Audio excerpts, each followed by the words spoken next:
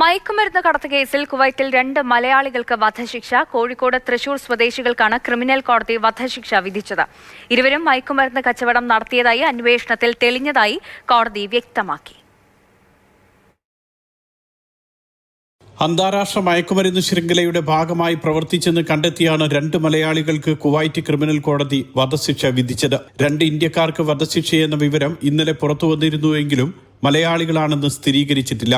തൃശൂർ സ്വദേശിക്കും കോഴിക്കോട് നിന്നുമുള്ള പ്രവാസിക്കുമാണ് വധശിക്ഷ ലഭിച്ചത്.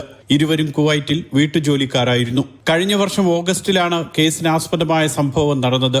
ഷുവൈക്ക് താമസ കേന്ദ്രം, കൈഫാൻ എന്നീ പ്രദേശങ്ങളിൽ നിന്നുമാണ് ഇവരെ അറസ്റ്റ് ചെയ്തത്. ഇവരിൽ നിന്നും 14 കിലോഗ്രാം ഹെറോയിൻ, 8 കിലോഗ്രാം മെത്താഫെറ്റമിൻ എന്നിവ പിടികൂടുകയും അളവ് തൂക്ക ഉപകരണങ്ങൾ കണ്ടെത്തുകയും ചെയ്തു. അളവ് തൂക്ക ഉപകരണം ലഭിച്ചതോടെയാണ് മയക്കുമരുന്ന് കച്ചവടമായിരുന്നു പ്രതികളുടെ ലക്ഷ്യമെന്ന് സ്ഥിരീകരിച്ചത്. മയക്കുമരുന്ന് കടത്തിനും കച്ചവടത്തിനും കടുത്ത ശിക്ഷ നൽകുന്ന നിയമം കഴിഞ്ഞ മാസം 15-നാണ് രാജ്യത്ത് പ്രാബല്യത്തിൽ വന്നത്. മയക്കുമരുന്നിന് അടിമകളായവരെ പുനരധിവസിപ്പിക്കുകയും സാധാരണ ജീവിതത്തിലേക്ക് തിരിച്ചു കൊണ്ടുവരികയും ചെയ്യുന്നതിനുള്ള വ്യവസ്ഥകളും നിയമത്തിലുണ്ട്. Mathrubhumi news, Kuwait city.